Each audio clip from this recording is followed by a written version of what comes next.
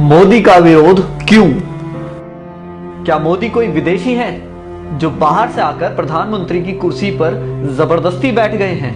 क्या मोदी का चरित्र दागदार है? क्या मोदी ने कोई भ्रष्टाचार किया है? क्या मोदी अपनी तिजोरी भर रहे हैं नेहरू गांधी परिवार की तरह? क्या मोदी का कोई बेटा, भतीजा, भाई, भौजाई जिसको वो लाभ देने में लगे हैं? क्या मोदी की विश्वसनीयता संदेह के घेरे में है?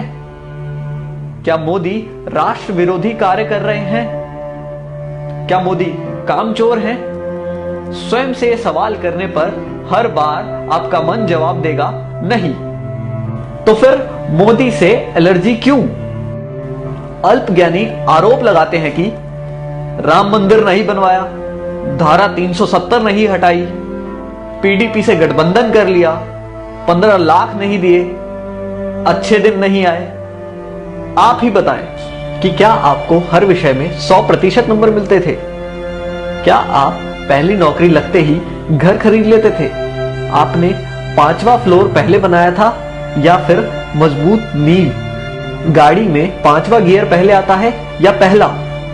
उदाहरण और भी जोड़ सकते हैं। कोई नहीं बताता कि अगर मोदी नहीं तो और कौन? कौन बना सकता है स्थायी सरकार? कौन बनवा सकता है राम मंदिर? कौन हटवा सकता है धारा 370? कौन करवा सकता है किसानों की सुरक्षा? कौन कर सकता है भारत की रक्षा? ये एक साजिश है लुटेरों की, ताकि आप फंस जाएं और इनको लूटने को मिले। मई 2014 से आज तक सारे चोर चुहार, देशद्रोही, आतंकी टाइप के लोग पगड़ाए हुए हैं। जरा सोचिए, अगर आपने आज मोदी का साथ नहीं दिया तो जैसे वाजपेयी सरकार के जाने के बाद सोनिया की गुलामी 10 साल करनी पड़ी थी, अब की बार शायद 100 साल से भी ज्यादा करनी पड़ेगी। खून के आंसू रोना पड़ेगा। एक बार जरूर सोचें।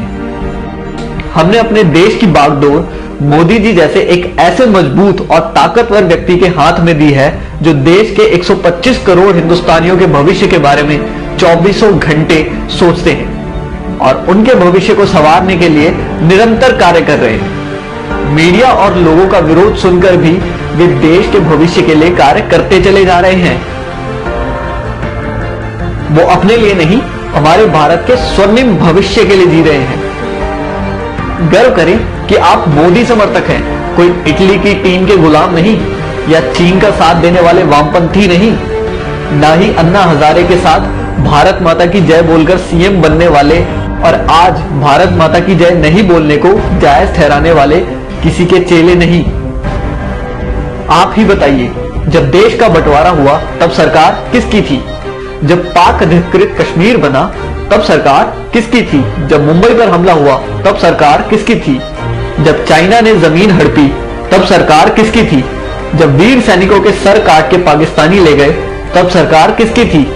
बोफोर्स का घोटाला हुआ तब सरकार किसकी थी? सैनिकों की वर्दी पर पैसा खा गए, वो सरकार किसकी थी? सरदारों का कत्लेआम किया, वो सरकार किसकी थी? शिमला का समझौता कर देश की बेशकीमती जमीन पाकिस्तान को दे दी गई, तब सरकार किसकी थी? आसाम में हिंदुओं का खून बहा, तब सरकार किसकी थी? कश्मीरी पंडितों को मारा गया, तब सरकार किसकी थी? कॉमनवेल्थ घोटाला, कोल घोटाला, 2G घोटाला हुआ, तब सरकार किसकी थी? दूरदर्शन के मोनो से सत्यम शिवम सुंदरम हटाने वाली सरकार किसकी थी? भारतीय मुद्रा से सत्यमेव जयते हटाने वाली सरकार किसकी थी? वंदे मातरम का अपमान किया, वो सरकार किसकी थी? क्या आप जानते हैं इंदिरा गांधी के रास्ते में आने वाले लाल बहादुर शास्त्री की ताशकंद में रहस्यमय हालत में मौत हो गई। नेहरू के लिए खतरा बन रहे श्यामा प्रसाद मुखर्जी और दीनदयाल उपाध्याय की हत्या कर दी गई और पुलिस ने आज तक इस साजिश से पर्दा नहीं उठाया। राजीव गांधी के लिए चुनौती बन रहे वीर बहादुर सिंह की पेरिस में मौत हो गई, जबकि उनको हृदय की कोई समस्या ही नहीं थी। सोनिया गांधी के खिलाफ कांग्रेस अध्यक्ष का चुनाव लड़ने की 2 लोगों ने हिम्मत की, राजेश पायलट और जितेंद्र प्रसाद। राजेश पायलट की कार को एक रहस्यमय तरीके से ट्रक मारकर गायब हो गया और जितेंद्र प्रसाद बरेली के एक सर्किट हाउस में मर गए। इनसे पहले सोनिया को चुनौती देने वाले सीताराम केसरी को पार्टी से भगा दिया गया। राहुल गांधी के लिए खतरा साबित हो रहे माधवराव सिंधिया एक प्लेन एक्सीडेंट में मारे गए, जबकि उनका प्लेन ब्रांड न्यू था, उसमें कोई समस्या नहीं थी और किसी भी मौसम में उड़ने का सिस्टम लगा था। कांग्रेस और विदेशी कंपनियों के लिए खतरा बन चुके राजीव दीक्षित की मौत हो गई। राजीव भाई की मृत्यु की खबर किसी मीडिया चैनल ने नहीं चलाई।